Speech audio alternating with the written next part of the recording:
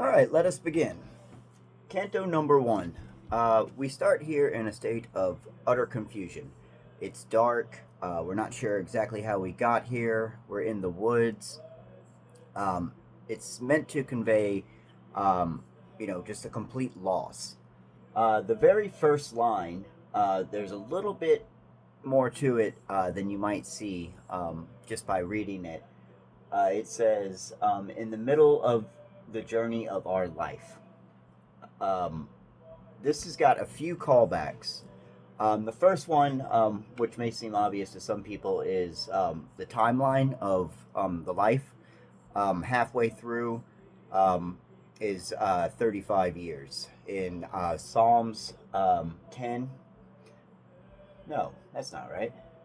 In the 90th Psalm, the 10th line, it says a human life should last three score and 10, to be 70 years.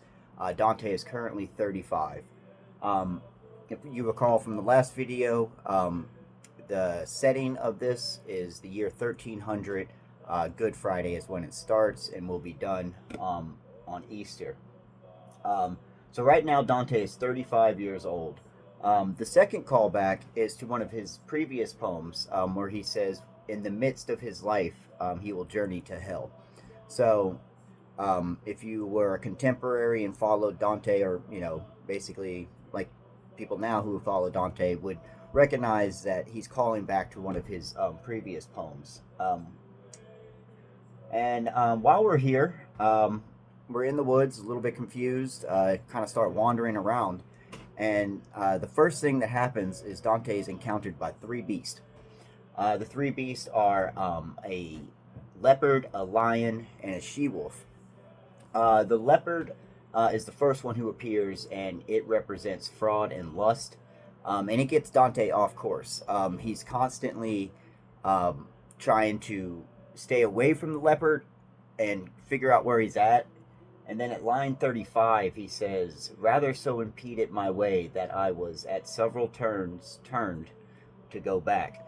So what he's saying there is that even if he wanted to get back at this point, he wouldn't be able to figure out to get back to where he started from, because the leopard has turned him so many times to basically compound the state of confusion. He has no idea where he's at. And the lion's kind of weird. He just kind of like pops up and he confronts Dante, and he's supposed to represent pride or violence. So you just, he's dealing with this leopard. He kind of gets away from it for a minute, and then a lion comes out and tries to get at him. And then quickly after that, we encounter the she-wolf. And this is the most scary one. This is the disordered appetite, the insistent self. Usually it's seen to represent like sexual desire, anything that you would want that you really shouldn't have. Let's see here. It represents also the corruption of Florence. So instead of just on an individual level, where the she-wolf represents all the things that try to take you in, all the temptations, basically the things the sirens lead you to. This is a siren pretty much in like its full ugliness. He mentions that it's lean, and it's just like a very very whorish in nature, to put it not so lightly. And where we get it symbolizing Florence's economy is in line 55, where Dante mentions that she gladly acquires. It's like the smiling economist. At this point in history, Florence has sort of found its way, has a lot of secrets from the past, I guess. Like a lot of only the most sophisticated areas have gotten things like, like all the Greek philosophers, works from Plato and such. A lot of that stuff is recently arriving into the Florence area during or just before Dante's lifetime, and also the physical, well, I guess not physical, but the monetarial economy is also gotten great. So Florence is at a point where it can do a lot more than it used to be able to do, which is going to lead to a lot of temptation. So we see here that the personal struggle against temptation is equated to what a state might deal with. So these three forces, these three beasts, push back Dante. They symbolize the sins of man that push us back. And so Dante is completely lost. He's just, he's out in these woods. He's been intimidated by these beasts. And at this point, our good buddy Virgil will arrive. And let's see, in Dante's despair, he meets Virgil, the Roman poet, who offers his guidance. Virgil represents human reason, philosophy, classic wisdom, and he's here to help Dante through hell into purgatory. He tells him that, if he can, muster his courage, then he can go along with Virgil, and Virgil will keep him safe. This is a divine thing. It's been willed, or it's divinely willed, so, it's going to happen. Dante's, I suppose here we'll cover, this is where we're first introduced to a shade. So Virgil is dead. Virgil, he arrives, he comes out of hell, essentially, you have to assume, onto, I think the woods. I'm not 100% sure about this, but I think the woods is still here on Earth, like our regular day-to-day material plane. So Virgil has ascended to our level, and so he's still in the form of a shade, and Dante's, of course, never seen a shade before. And a shade, they're often used in Greek stories, where they're basically ghosts. It's a really simple way of putting it. They have their same form, but they don't experience things the same way. Like they're not physical. They can just go through walls and things of that nature. And Dante doesn't recognize Virgil at first because he's never seen him before. But Virgil starts basically dropping some of his acolytes, like, I wrote this, and in the time of Augustus, and then Dante's just like, oh, wait a minute, you must be Virgil, like, you're the master, like, of course I'll follow you. So you see that here at this point, Dante's just completely blown away by Virgil's, his resume. He's like, yeah, of course you can be my guide. And he also mentions that he's going to lead him through hell and all of that. And Dante says, well, let's go through hell. On the other side must be the, is it here where we... No, we're not quite convinced yet. I almost forgot about the whole second canto. But yeah, at this point, Dante's gonna kind of sheepishly follow along. And that leads us right into the second canto. So canto number 2, it's important to kind of understand before we get started right into canto 2 as to where we're at as far as the setup of the poem. It's broken up into 3 parts. So you have the Inferno, the Purgatorio, and Paradiso. And each one of these 3 parts are broken into 33 parts each. Canto number 1 that we just did is the introduction canto. It's not actually part of Inferno. It's just it just sort of sets the stage. So canto number 2 is actually canto number 1 of the Inferno. And this has been causing confusion forever. So basically, just a quick breakdown of it. Canto number 1 is the introduction. Canto 2 through 34 are cantos 1 through 33 of the Inferno. Cantos 35 to 67 are going to be cantos 1 to 33 of the Purgatorio. And then cantos 68 to 100 are going to be the Paradiso. And why Dante does this is that it's very important to him that he breaks things down into 3s. Here he's symbolizing the Trinity, Father, Son, Holy Ghost. So you got everything's broken down into 3s, and then each one of those parts are broken down into like multiples of 3. So like 33 is 10 threes. Um, a total of 100 cantos. But yeah, you get it. So canto number 2 is actually canto number 1 of the Inferno.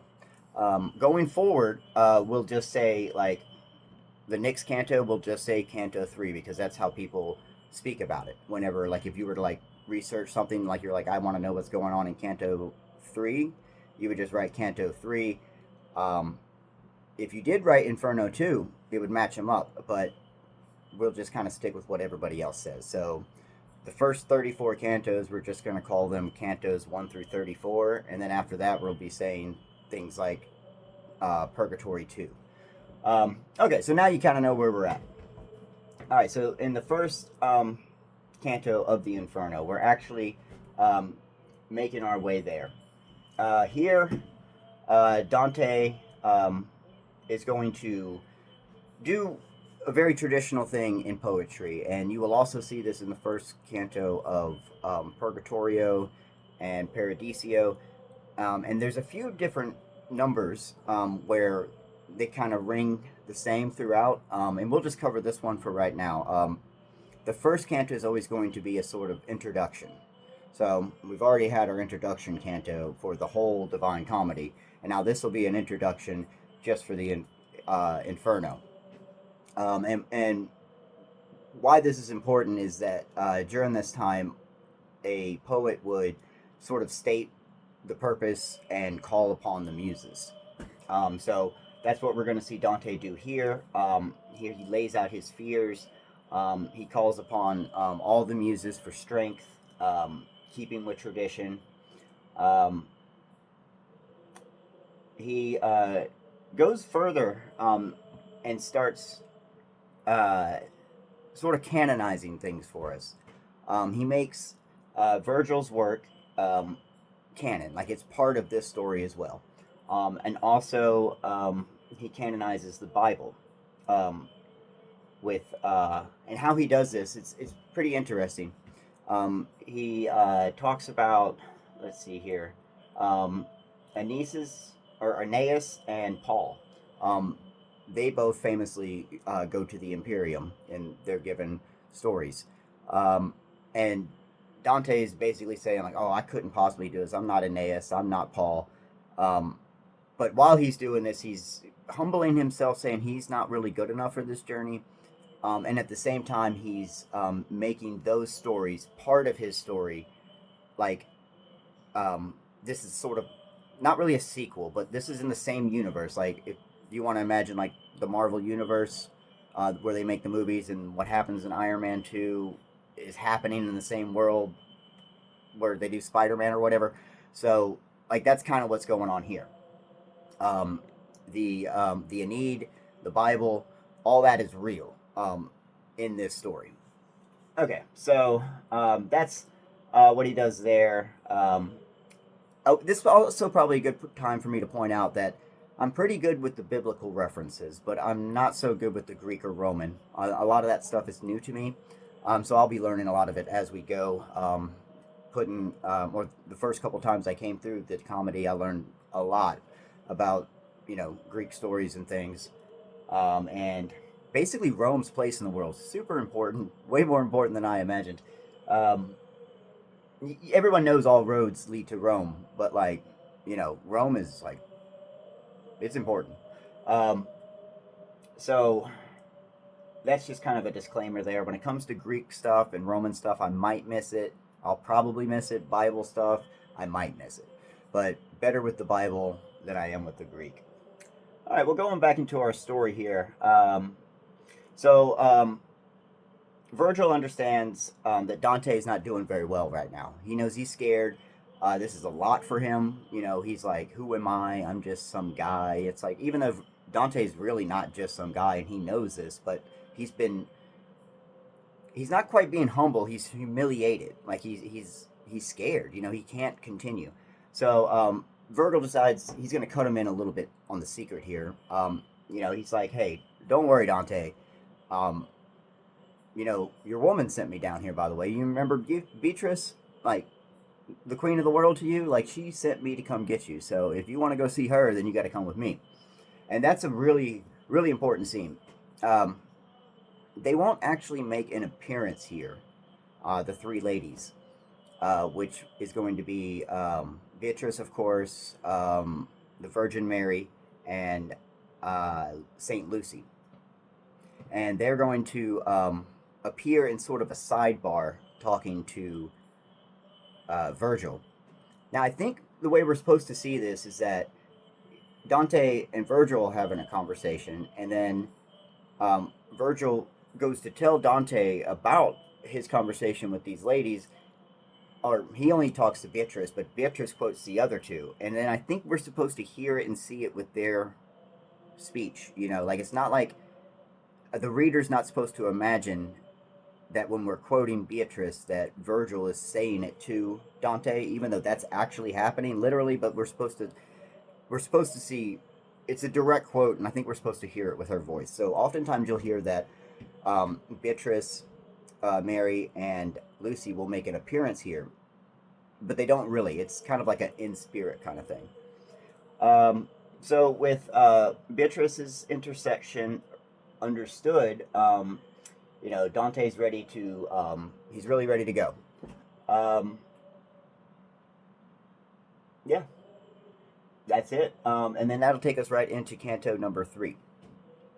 Canto number 3 is where we really, really get moving.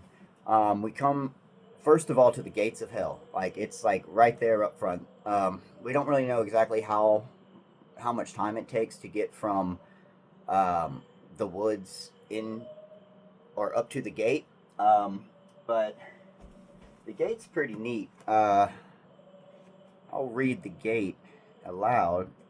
It says, "Through me the way into the grieving city. Through me the way into eternal sorrow. Through me the way among the lost people. Justice moved my higher maker. Divine power made me. Highest wisdom and primal love. Before me were no things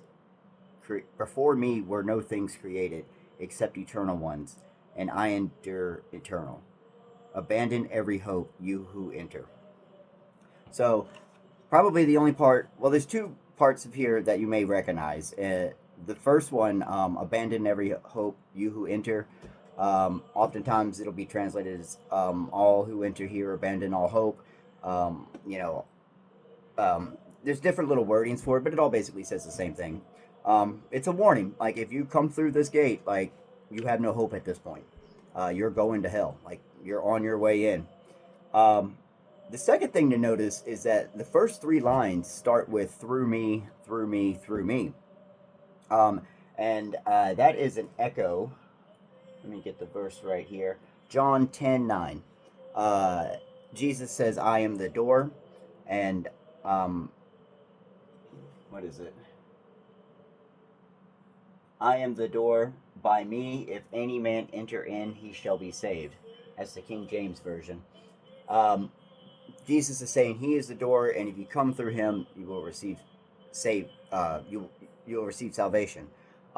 This door is very much the opposite, but it is made by the same person. It says here, "Before me were no things created." This gate's inscription is to remind us that this is God's land still. Like, this is not the property of Lucifer or Satan or whatever you want to call him. Like, this is not his property. This is God's land. God made this for a reason, and he's in control here. So that basically covers the gate. It's pretty powerful scene if you can kind of really put yourself in there and imagine what it would be like walking up to this thing. And of course it's wide open. That's one of the things about it, is that you could just go right in. Like, there's nobody stopping you from entering hell. So let's see here. And once again, for the third time, there's a lot of threes going through. Virgil is going to remind Dante that he must abandon all cowardice. And again, this encourages him, and they press on. Okay, so now the first part of hell we get to see before we actually enter the circles of hell. This is sort of like if you could imagine, you got a gate here, and then there's like an indeterminate amount of distance, and then we start going down. So we're out at this indeterminate amount of distance right now. Think of it as like a open field that's going to lead to the abyss. And there's people here, and they don't have a place in hell. They are they're doomed to neutrality. They go around, fleeing back and forth, following different banners. It's not exactly clear what the banners are about. What the symbolism of the banner is like, it's something that they're chasing that they don't really understand. So like the banners themselves, you can't really determine like, what's the point of the banner. It's just that people are chasing after it. And they're being, pummeled with heavy winds. So like from time to time they'll be knocked down. They're being stung by hornets. Let's see.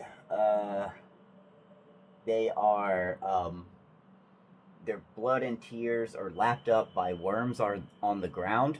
So they're crying and they're bleeding, and these worms are feeding off of this. And that is medieval symbolism for apathy and indecision. The worms eating your stuff, like your essence. Yeah, they're just these people who have never really made a solid decision. You could think of these as your agnostic, people who don't believe in God, people who, it's like, I don't know if God really exists or whatever, it doesn't really matter to me. That kind of outlook can lead you to a place like this. Among these people are the fallen angels who did not pick a side. If you follow the Christian theology, they sort of add a part to the biblical story where Satan has a fall. In the Hebrew Bible, of course, Satan isn't like a person. He's sort of an aspect of God himself, or like part of a grand council that God is kind of personified in. It's not until we reach the Christian times where Satan is sort of invented. And there's the story of Satan's fall, where before the Adam and Eve event, Satan is cast down because he raises his eyebrow at God. And there's a big war. And I think that's kind of where hell is constructed. I'm not real sure about that. But during the fall, there are angels who, they kind of agree with Satan. They kind of agree with God. They don't really know which way to go. And they end up here with the neutral souls. And this is the first time we actually get to see one of our superstars. I'll refer to them as that.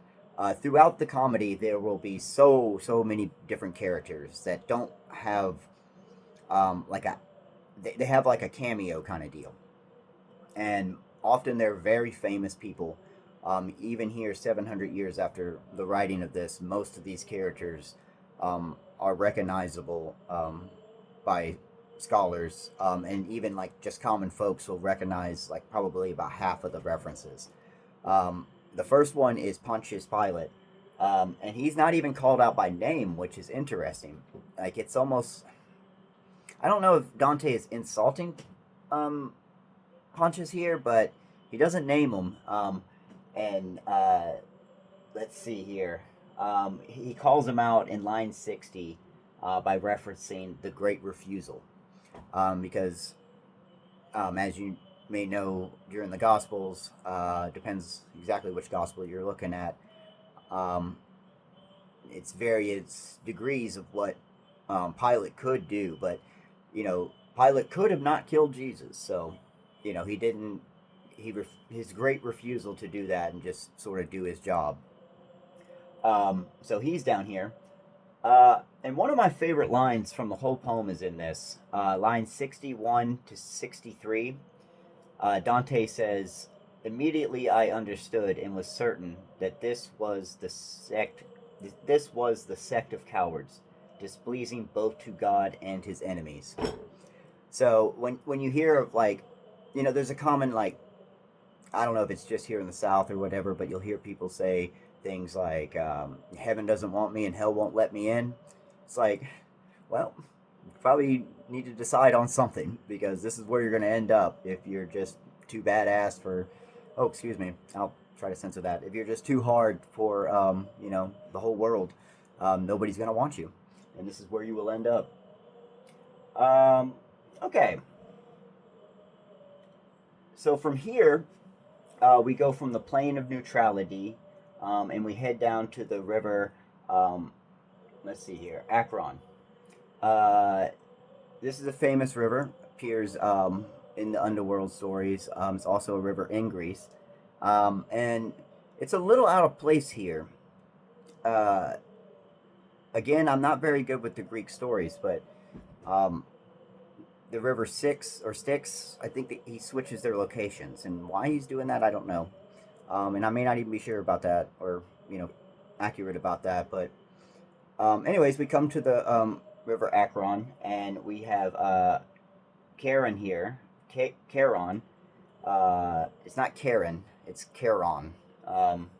It's spelled with a CH, which throws me off completely. But anyway, so you got Charon here with his boat. He's the guy that ferries people down to the underworld. Let's see, he's rude. He's a demon. Let's see, the poet's going to make a lot of parallels here with the Aeneid. Virgil, his Aeneid is a lot like the Divine Comedy. I need to look at it more, I really do. I haven't moved on to that work just yet, but from what I understand of it, there's a lot of parallels with the Divine Comedy. It is also a epic through the underworld. So Dante is going to take the opportunity here to echo Virgil's description of Charon, like pretty good. His eyes got rings of fire. He describes him on a boat. He's rude. He's a demon. So that part right there is where you really see that Dante is going to do a lot of homage to Virgil throughout this whole thing. And Charon doesn't want Dante on his boat. He is just like, nah, you're not getting on this boat. There's no way. I'm not having it. You weigh too much. Because at this point, Dante's in his physical form. He's like a man. And everybody else is a shade who's, weightless. And Charon's just like, it's not going to happen. You're not ruining my boat. He's really kind of gross about it. He tells him there's a lighter boat that'll take him later. And also there you can kind of see Charon can see through Dante's soul and knows that he doesn't belong in hell. So he tells him there's a lighter boat coming, which is sort of an echo or a foreshadow, because another lighter boat will come later. And that boat's for good souls. So he's like, you don't even belong here, number one. I'm not taking you. And then this is where you see Virgil. He's going to, for the first time, use his power of divine will. And it's not really his power. He just invokes it. Let's see. Lines 95 to 96. This is willed where what is willed can be done. So, this is willed where what is willed can be done. So what he's saying there is that this is God's plan. It doesn't matter if you don't want him on the boat or not. We're eventually getting on this boat, so you might as well quit arguing with us. And that does it. And then Dante just kind of goes off to sleep. He gets on the boat and takes a nap.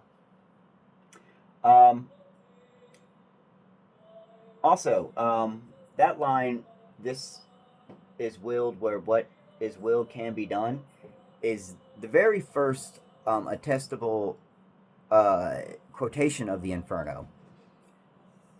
It's found on the inside cover of a Register of Criminal Acts in Bologna 1317.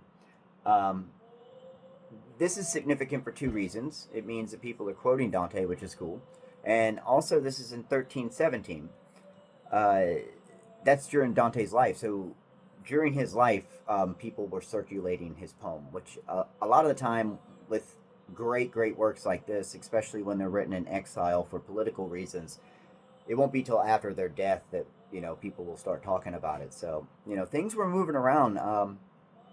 You know, it's kind of surprising that his exile lasted for so long, all the way to his death, and it makes me wonder: did it turn into like an exile of spite at some point? I don't know. That's something we'll have to learn about later. But that's pretty much completes Canto number 3. We go through the gate. We see the people hanging outside who can't really make a decision. We get on the boat. We head our way there, take a nap. So that takes us right into Canto number 4, which is my favorite canto of the entire Divine Comedy. And it's something. We'll get into it. Dante's on the boat sleeping, and a thunderclap wakes him up. Echoes of Yahweh there. Let's see. And so the thunderclap wakes him up. They're off the boat, and Dante finds himself standing at the abyss. Virgil leads them down, and he's very particular to say, that you should follow me. This is not going to be easy for you. You should, stay in my wake. And we're traveling in Dante's wake. So that kind of puts us, we've got like 2 levels of protection now as we go on this journey with them. Let's see. Dante also asks Virgil at this point where he's telling him to stay behind. Dante's like, you look a little scared yourself. Are you all right? And Virgil's is like, nah, you've mistaken my pity for fear. So he's so moved by, he hasn't even really seen it yet. We haven't even, we saw the field of, what do they call that? There's a word they use, field of avarice.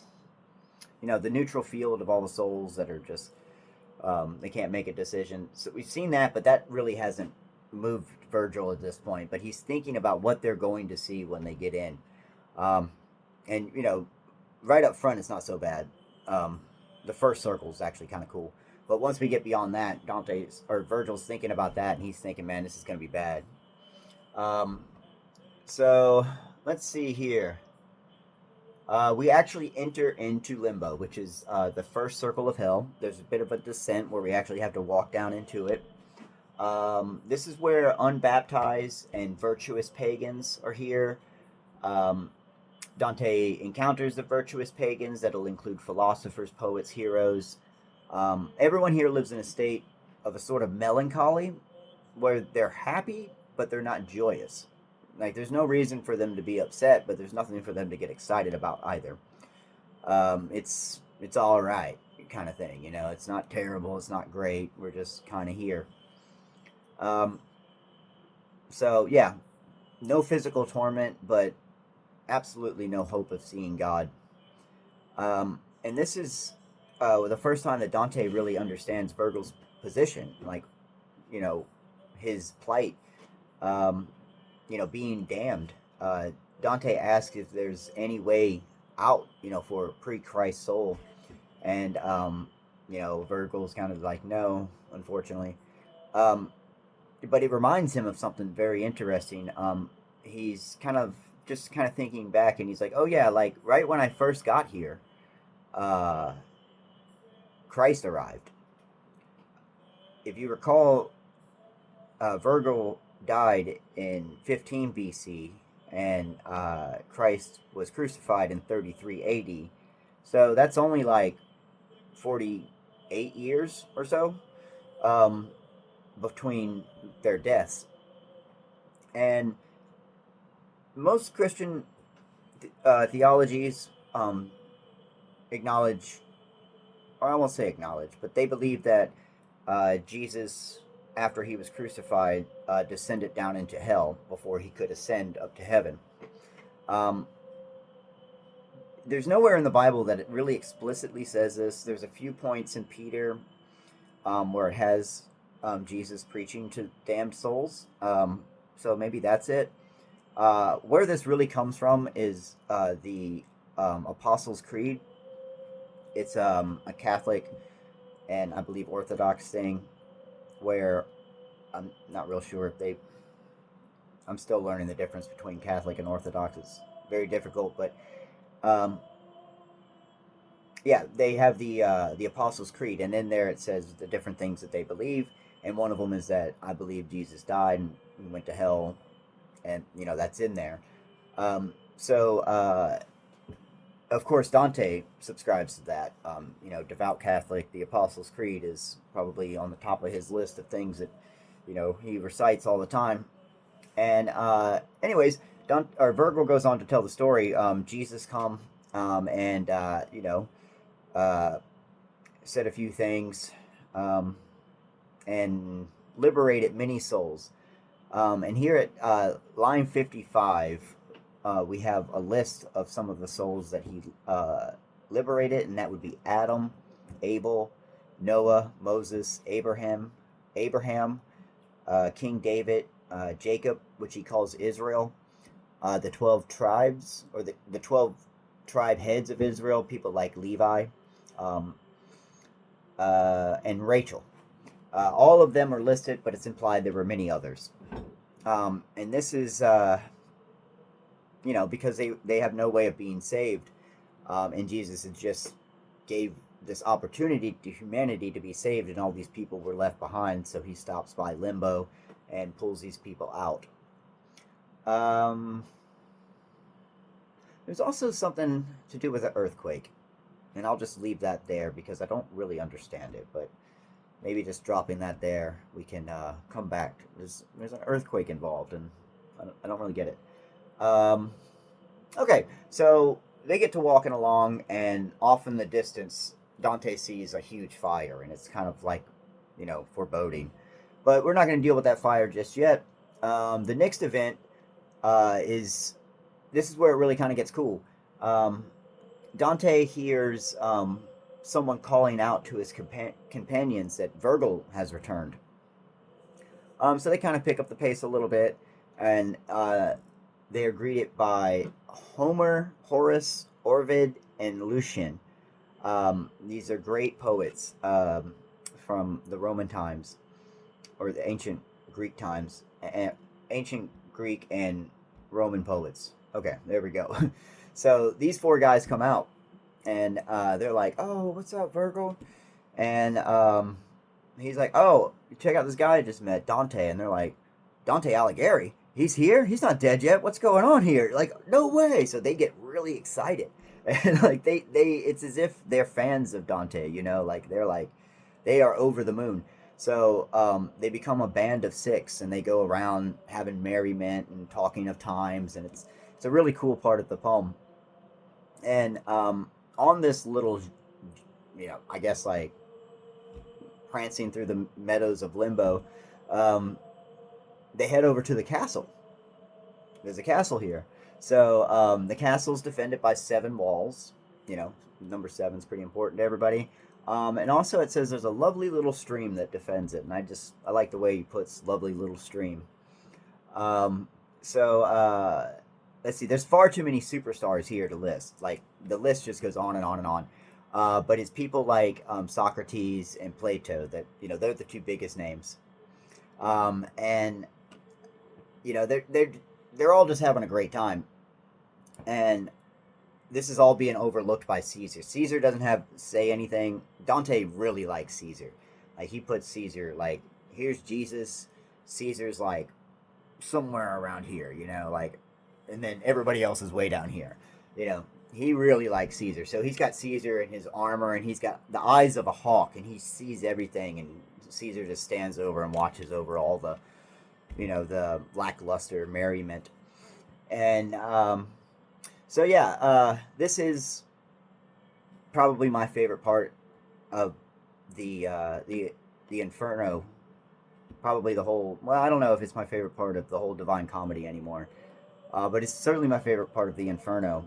Like, I always like to imagine that one day I'm probably gonna die and I'm gonna go to hell, and hopefully there'll be a nice place for me in the castle where I can get to know people like Diogenes and take care of some unbaptized babies, things like that. It'll be pretty cool.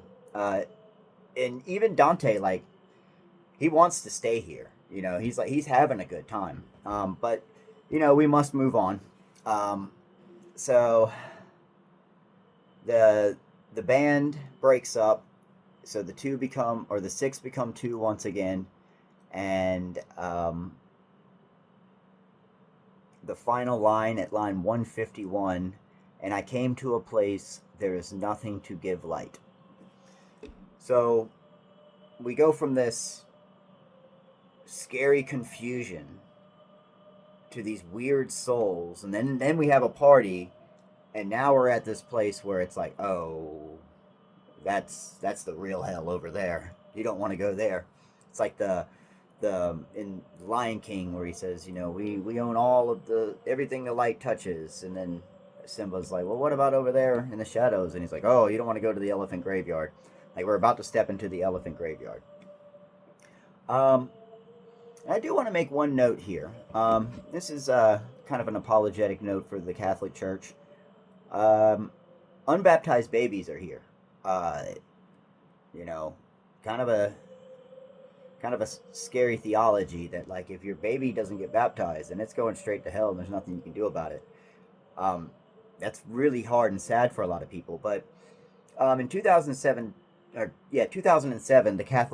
Catholic Church addressed this, and they offered hope for unbaptized souls. So that's not what they teach anymore. They just kind of leave it up to you. Like, because it's hard to imagine that God would infinitely punish an unbaptized baby simply because it was unbaptized. And even though limbo isn't necessarily a punishment, it's like, do you really want to exist incomplete forever? Like, well, what was the point? So, the Catholic clergy today has kind of thought about it a lot, and they say, maybe not, Maybe one point they bring up is the age of innocence. Up until the age of 7, in the Catholic Church, you're not really responsible for your sins. So, they got the original sin part, though, which is troubling. But, Catholic Church isn't too hard on the unbaptized babies anymore. And one final note is that Dante really, really, really waxes his ego in this canto. More so than he does anywhere else. He has no qualms equating himself with people like Homer, Hippocrates, Socrates. Like, he's at Caesar's party.